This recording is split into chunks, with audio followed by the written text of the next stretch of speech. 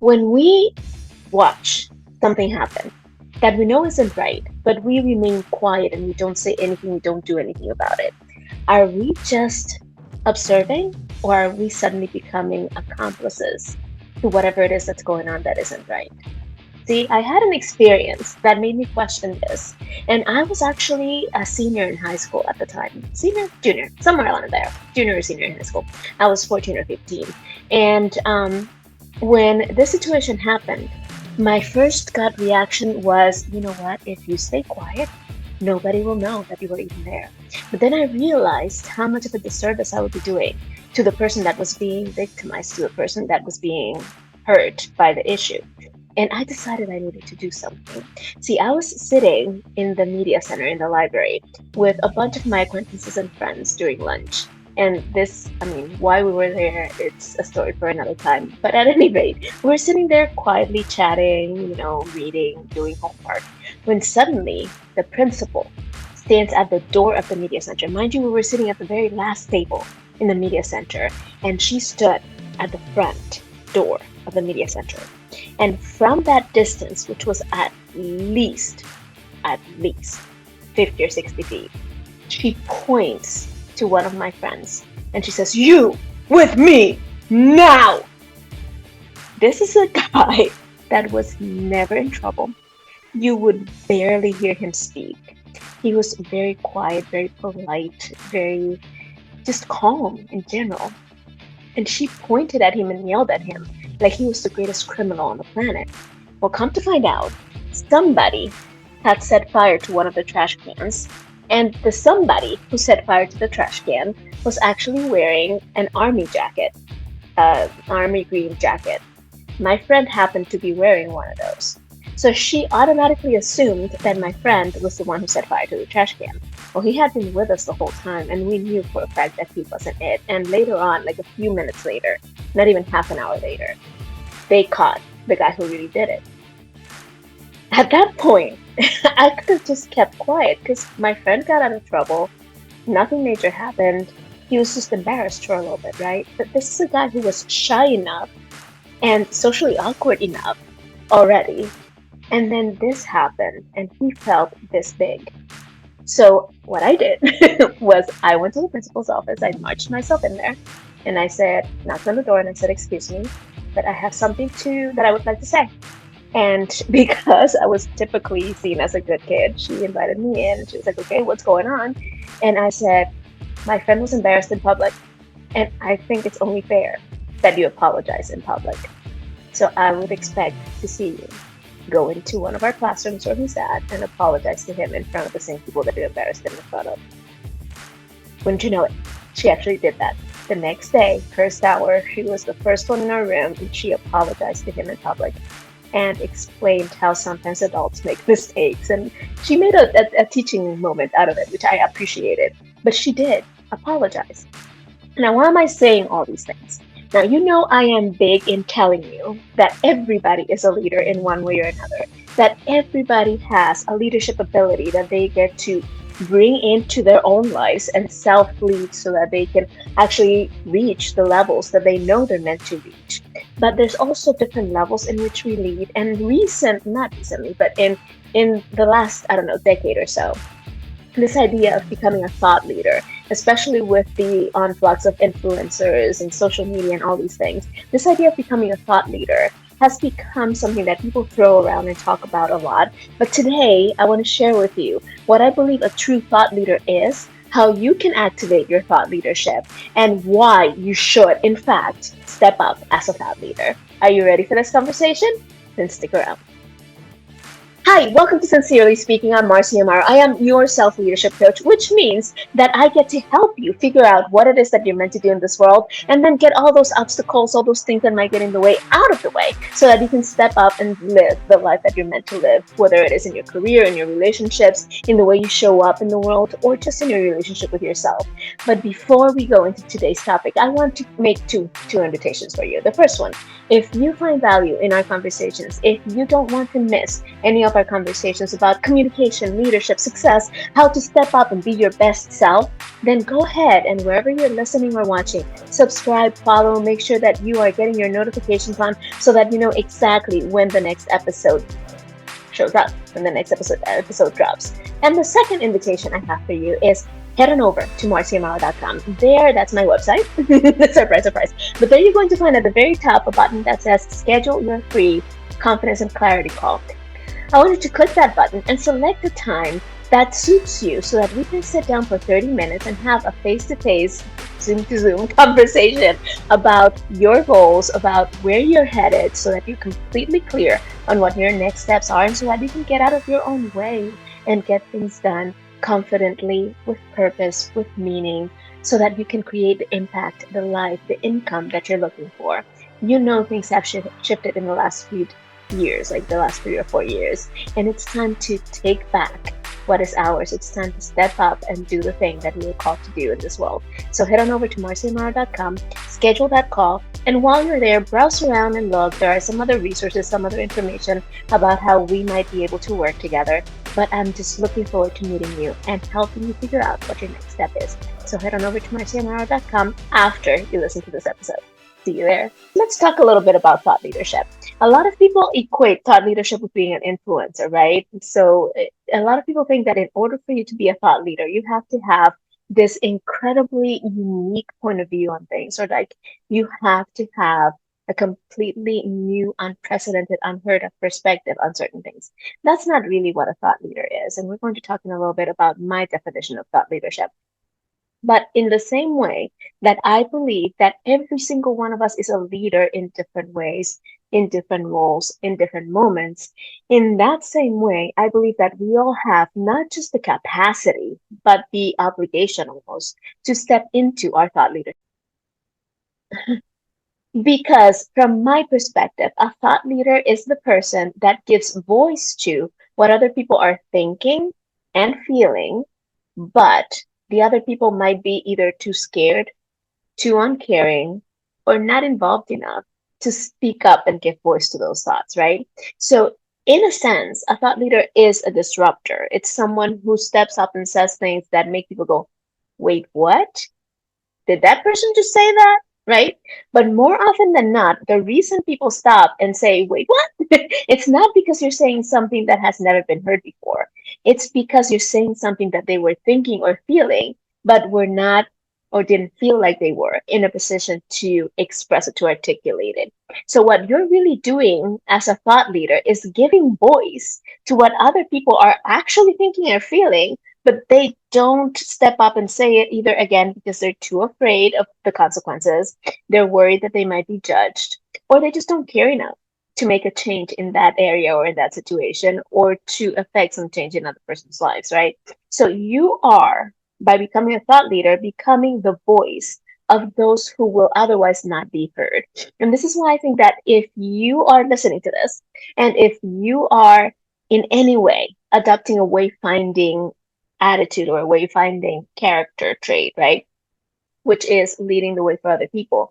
You get to be a thought leader. You get to be the person that steps up and says, you know what? This isn't right, or this should be this way, or this should be this other way, or we should think about shifting this in some way, right? Now, we are going to talk today about three key things that are going to activate your thought leadership. But before I say that, let me clarify something really quickly. Thought leadership, like any other type of leadership, doesn't necessarily have anything to do with your title. In fact, there are people who hold very influential titles who are not activating their thought leadership, at least not in a productive way. We all have views and opinions on things, right? We all do. Simply expressing your view and your opinion doesn't automatically make you a thought leader. What makes you a thought leader is when you use those thoughts or opinions that you know are shared by other people who will not say anything, who will sit quietly and let things happen. And you use those thoughts and that voice to disrupt, interrupt, or pause the way other people are thinking about that situation, whatever that might be. So to elevate your opinion to thought leadership, There has to be a level of caring for other people, of wanting to advocate for others, of wanting to make things better, not just for yourself, but for everybody and anybody who's ever been or ever will be affected by the way the world sees whatever it is that you're being a thought leader about. Yes. So when I speak, for example, about confidence, one of the things that I try to do, or one of the things that motivates me and moves me and brings the passion out of me when I'm talking about confidence, is how many people I see that go through life wanting to be more confident, and that constant, incessant search for being more confident is actually keeping them stuck, keeping them in comparison mode where they're comparing themselves to everybody and their cousin and feeling inadequate and feeling confused about what they can bring and cannot bring to the table because they lack the confidence to move forward and do what they need to do, right? So I stand up for those people who have been squelched and silenced in their ability to influence and to be leaders because they have bought into this notion that you need to have 100% confidence if you're going to move forward and be successful, or if you're going to step up and make any kind of difference in the world. That is such a load of crap, right? So when I talk about confidence, I am giving voice to all those people who are sitting there thinking, man, I wish I was more confident. I wish I could do this or could do that. I know I could make a difference in the world if only I had confidence. Is it really necessary that I should have confidence? And that's when I stand up and I speak up and I'm like, no, dude, just go do, right? Or do that, or whatever the case may be. So that is just a quick example. So in order to elevate to thought leadership, whatever it is that your opinion or your view of a certain thing is, whatever your world view or your belief system around something is, has to be used or has to be expressed in a way that not only elevates you or helps you, but that allows others to step up and become the best version of themselves within this particular situation. Yes. So, what we are going to be talking about right now, the three things that can activate and elevate your thought leadership. I want you to think about in terms of, okay, this thing, this opinion, this view, this way of thinking about this thing that I have that is important to me. Is it going to actually help other people? Is it going to make it easier for others to step up and do what they're meant to do with this? Is it going to create a space, a safe space for everybody and anybody who is going through a situation or who wants to rise above the situation to actually be able to do the thing that they know they're meant to do, right? So as we look at thought leadership, keep that in mind, please. If we're talking about impact and influence in a transformational and inspirational way, right? So we are talking about how do we create a space where we're impacting people and influencing them, right? Notice I didn't say become influencers, and influencing them towards a transformation or towards being inspired to do things differently, to do things better, to elevate the results that they're getting and the effort that they're putting towards this thing that they know they're called to do, right? Or that they know they're meant to work with, or that they want to rise above simply, right? They might not even know that they're called to work with this, or that they might not want to take it to the next level and make it something that becomes a movement, right? But what we're talking about is precisely that. We're talking about using what we have in terms of the way we view and in the way we interact with whatever it is that we're talking about, and elevating it to the point where whoever happens to hear us and connect with and feel that sense of, oh my gosh, this person is giving voice to what I've always thought, or, ooh, they're saying what I wanted to say but was too afraid to say, or, huh, look at that. Somebody else thinks the same kind of nonsense that I think, right? Whatever the reaction might be, but they connect with what you're saying, it will eventually open the doors for you to create a movement around it so that that way of thinking, that way of viewing things is spread further and further and further. And the impact and the results that you get from it are therefore also expanded, right? So if that thought scares you, that's fine. But what I know about you because you listen to my podcast is that you know that communicating what is inside of you, that the message that lives inside of you that you've created through your experiences, through the difficult times, through the circumstances that you face, through all the things that you've learned and the skills that you've earned throughout the years, you know that that voice, that message needs to be communicated and it needs to be shared so that others can benefit from what you have experienced, so that it means something. So it's not just something that wears you down or keeps you depressed or keeps you sad or whatever the case may be. It's something that elevates you and those people around you, right? So that's where the thought leadership piece comes in. Whatever you do with it is entirely up to you, obviously. But it is up to me to share with you that you have some things that you've experienced. You have some lessons that you've learned along the way. You've had some tough things that you've survived, and you've had some difficult things that you've faced. And in the process, you've learned some lessons. In the process, you've grown. In the process, you've become a completely different person from the one you were even a few months ago. And you get to share that with the world so that there is meaning and purpose behind it. You get to share that with the world so that others who might be going through the same thing have a something to propel them, right? Have something to hang on to. Have at the very least that notion and that understanding that they're not alone, that other people have, in fact, gone through the same things they're going through and they have survived and made it to the other side, right? So that is where thought leadership becomes impactful. That is where thought leadership becomes essential and important, right? So without further ado, what are the three things that can activate your thought leadership and that will get you to the other side? So we're going to talk about three things that we're going to tap into that are going to help us not just refine what our message gets to be, but also activate the whys behind sharing it and make us present to the fact that somebody out there wants to hear what we have to say. Somebody out there needs to hear what we have to say, right? So the first thing is there are patterns. There are patterns in our lives that we are going to start noticing. And there are some questions that we're going to be thinking about that are going to help us activate and recognize where we get to be thought leaders, right? And the first thing is think about what makes you think or say, well, that's just wrong. Well, that's just wrong. That really, no. Why is that happening? That just no, right? We all have things that we look at or that we experience or that we hear about, and we just go, well, that's just wrong. Why does that happen? How does that still happen in the 21st century? When I was still teaching, I had a student once, and I might have told this story at some point, but I had a student once who was very disrespectful, very ornery, very hard to deal with.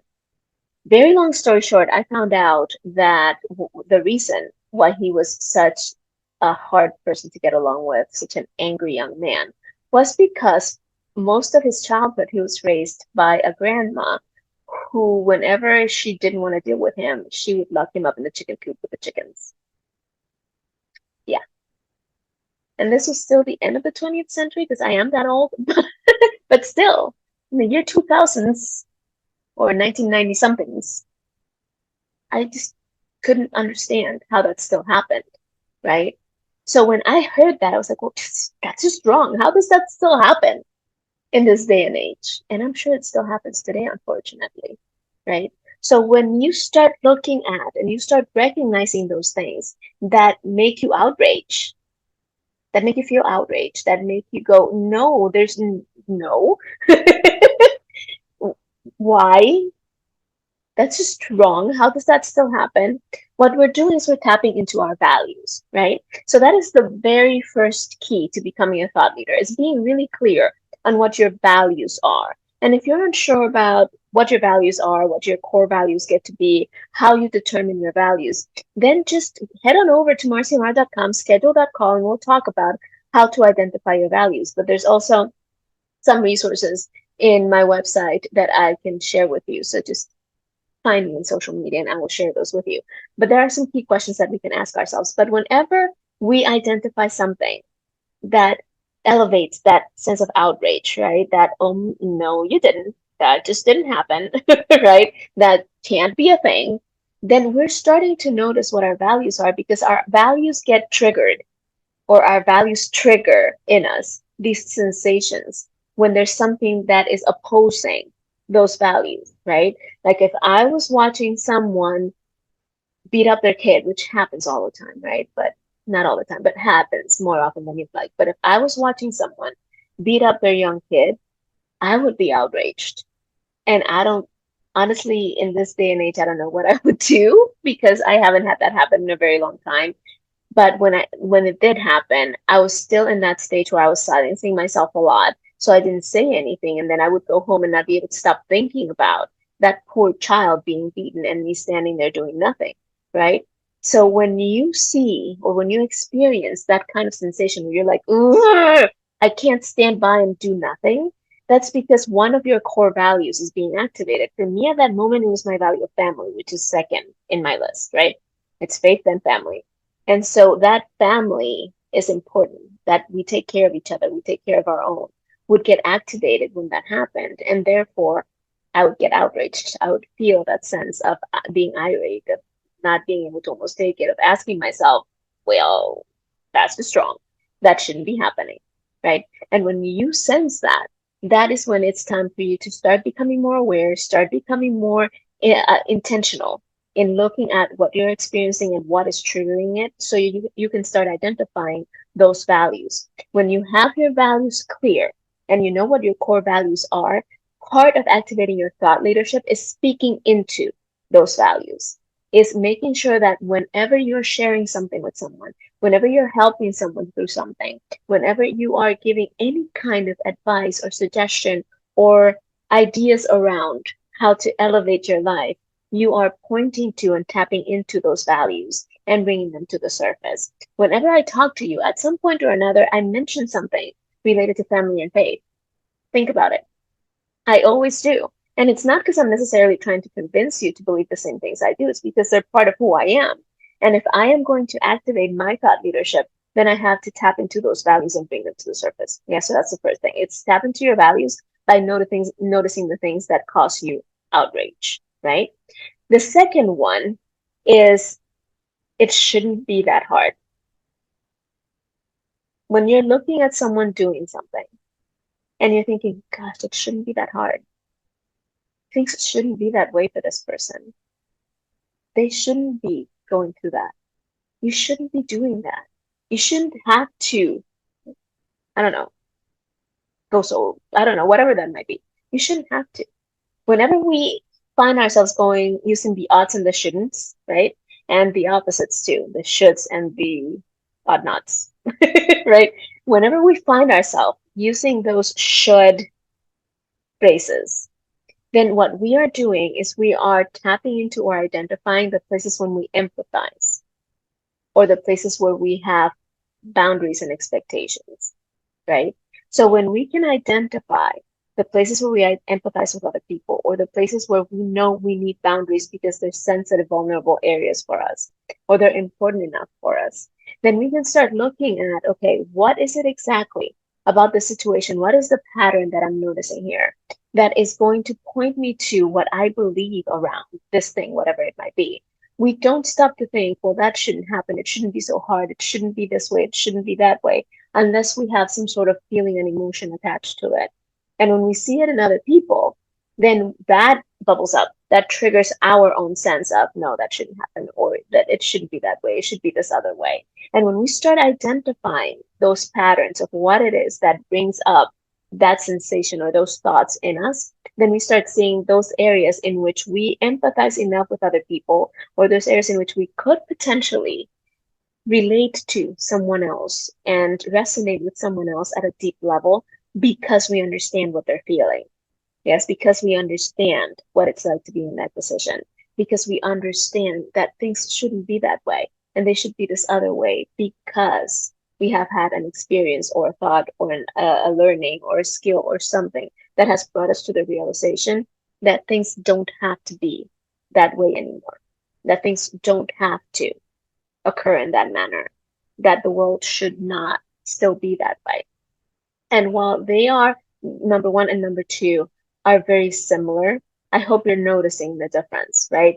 In the first one, you're tapping into those values because you're looking at things that need to be eliminated, that should be gone, that should not happen. I'm using the should again, right? But those things that need to be eliminated, that I'm no longer willing to stand for, and that my values tell me that they're just wrong. Yes, they're just wrong. But in the second one, it might not be necessarily that it's affecting my values directly or that it needs to be completely eliminated, but it should just be different, right? And it's not necessarily that it's a violation of human rights, but it shouldn't be that hard. It shouldn't be that difficult. Like for me, one of the things that I empathize with a lot is moms who want to be able to take their kids to school, but they can't because they have to work crazy hours. It shouldn't be. It shouldn't be. A parent should be allowed to take their kids to school, regardless of where they work or how they work or whatever, right? There should be a way to accommodate it so that every parent who wants to take their child to school should be able to, right? And that's empathy. That's not necessarily, and I mean, it relates to my value of family, I guess, but it's not necessarily that directly linked. It's more about empathizing with you and wanting you to be able to live a better life, right? So the first one, it's about not harming other people or not being harmed. The second one is more about living better. It's about being able to have more and be more. Yes? All right. And then the last one, and this is my favorite is polarized to energize. Polarized to energize. See, so many of us hold back from saying what we want to say because we don't want to offend anybody. I have news for you. You're going to offend somebody no matter what you do or don't do, no matter what you say or don't say. Some people are just very easily offended. You are going to offend some people just because you're you, just because of the color of your skin or the color of your hair or the glasses you wear if you wear glasses or the clothes you wear or the way you speak or the tone of your voice. You're going to offend people. There's no way of getting around it. So if you're going to offend people anyway, you might as well express what it is that you're thinking. Now, I'm not saying be a jerk. I'm not saying that. I'm not saying go out there and purposefully offend people and be on people's faces and I'm not saying that. But what I'm saying is don't let the fact that some people are going to potentially get offended hold you back because some people are going to be offended no matter what you do. That's what I'm saying, right? But if everybody agrees, then there's no thought leadership to be had, right? If everybody agrees with what you have to say, then you're not going to be able to be a thought leader because it's done. Everybody thinks the same way that you do. Plus, if everybody thinks the same way, then it's just boring. And there's no growth to be had either, right? So don't let the thought that you're going to offend some people stop you. In fact, if you're going to be a thought leader, you have to be polarizing. You have to take a stand one way or another in the issue, and you have to be able to support why you stand on that side of the issue, right? You cannot lead from the middle of the road. My old mentor, Russell Brunson, said that all the time, and it always stuck with me. You can't lead from the middle of the road. Eventually, you have to pick a lane. Eventually, you have to make a turn. Eventually, you have to do something. You have to get off the middle of the road, or you're going to get run over. One of those things is going to happen, but you can't lead permanently from the middle of the road. So if you're going to activate your thought leadership, you have to become clear on where you stand on the issue. You need to become clear on what you believe and what you're willing to speak out about, what you're willing to get into a conversation with other people around. See, and here's the other thing. One of the reasons why we're so afraid to be polarizing is because when I just said that, I bet many of you went to, you need to know what you're, how you're going to debate or argue the issue, right? And when we think about arguments, when we think about debate, we have a negative connotation around it. Not so much about debate, more about argument. But we have a negative connotation around that notion of you believe one thing, I believe another thing, and we're going to start bickering and fighting with each other, and that's the image that we get. But one of the things that we get to learn as human beings is if we're going to continue to evolve as a race, is that disagreement and argument don't have to be the same thing, and neither of them have to be negative. We can disagree respectfully. We can disagree and still be civil with each other. We can disagree and still respect each other's views. We can disagree and still hold to our own without necessarily giving in. Now, that doesn't mean you're going to be closed off. And when the other person proves that their view is right, you're still like, no, I'm stubborn and I'm not going to give in, right? You should probably be a little bit open to understanding that none of us have a monopoly on good ideas or on what's right and what's wrong. We don't, right? But you should be able to disagree without it turning into a battlefield, without it turning into a grudge match, right? One of my very best friends when I was in college was Muslim. She is. She hasn't. She still is, right? Muslim. I'm Christian. I'm very open about it. And we were two peas in a pod. We were always together. We hung out together. We studied together. We had classes together. We would hang out on the weekends together. We even, I believe, went traveling once together. Yeah, we did. We went traveling once together. But you know what?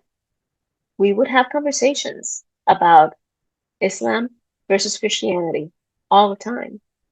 She would expose her points of view. I would expose mine. And we would have very deep conversations in which we disagreed about fundamental things.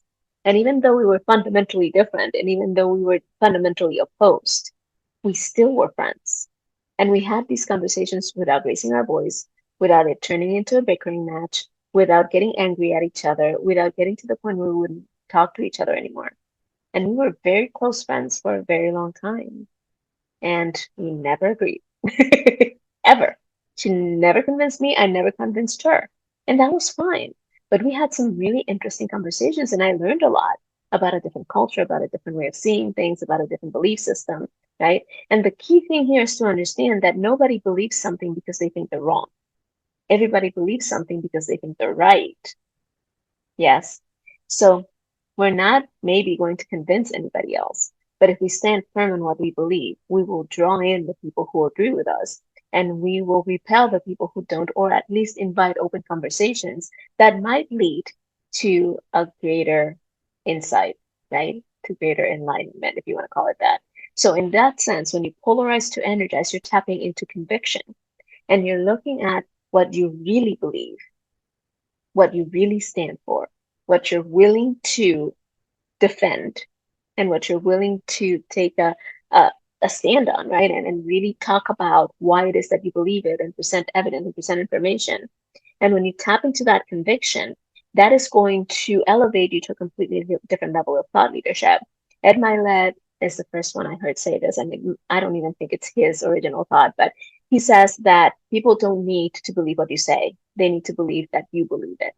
And that is the ultimate level of conviction, especially when we're talking about thought leadership. When you are convicted, that's beyond convinced, right? When you are fully convicted that what you're saying is right, then you stand with a different authority. You stand with a different energy around you when you speak. And that is what's going to draw people into your thought leadership, to the way you view things, right? So to recap, the three things that we're going to tap into in order to elevate our thought leadership, we're going to tap into our values. And once we're clear on our values, then we know what we are defending, what is important to us, what is non-negotiable. We're going to tap into our empathy and how we can relate to others and be relatable to others. And we're going to tap into our conviction and the things that we really believe and stand for, the things that we're willing to be polarizing in, and the things that we're willing to go into a conversation of disagreement about because we believe so firmly in it. Now, one last thing that I would love to say is that nobody has all the answers. And I kind of touched on that a little bit before, right? So to be a thought leader, you don't have to have all the answers. It doesn't have to be where you are such an expert that you know how to respond to every possible question around that subject. What it means to be a thought leader is that you have the boldness and the willingness to invite that conversation to take place, where you know the topic itself is worthwhile and it's important enough to bring up, and you have the boldness and the willingness to maybe be proven wrong, to maybe be convinced that the other side is right, to maybe see things differently, but also to maybe affect a little bit of change in the other person's point of view. Maybe start moving things in the right direction towards what you believe to be the best possible outcome for everybody involved, to where you know that whatever happens after this conversation, the one thing that is not going to happen is that people are going to leave unmoved and unaltered by the conversation, right? Where that conversation is going to invite more thought, it's going to invite deeper analysis, it's going to invite different ways of doing things. Because ultimately, when you activate your thought leadership, one of the things that you're activating is your ability to change the world. one conversation at a time. All right. So go out there, be bold, be willing to have the tough conversations, be willing to put yourself out there in the benefit or for the benefit of whatever it is that you believe in. Be willing to be seen, be heard, and be empowered to go out there and do something different with your life. All right? And with the lives of others too. Help them. Help everybody around you. Now, if you have found value in this conversation of Sincerely Speaking, I invite you to share it with somebody else that you know might find value in it as well. And in the meantime, head on over to marciamaro.com. That invitation is open for you to have a conversation with me for 30 minutes about just getting clear on what you stand for, what you're going to be doing with your beautiful, amazing life, and how to get started and removing all the obstacles out of the way. So, marciamaro.com, click the button, schedule the call, and I will see you there. And I will also see you next time here on Sincerely Speaking. Have a great week.